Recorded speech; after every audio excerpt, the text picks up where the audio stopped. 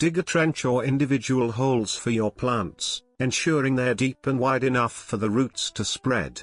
Mix in organic compost or well-rotted manure to give your hedge a nutrient boost. While it might be tempting to plant your hedges closer together for immediate impact, remember that they need space to grow.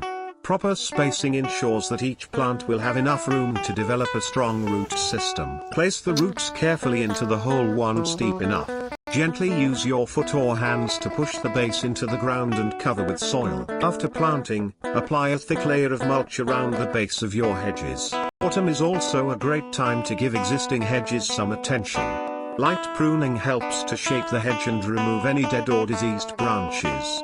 Avoid heavy pruning during this season, as this can encourage new growth that may not withstand the winter frosts. Find out more at hedginguk.com.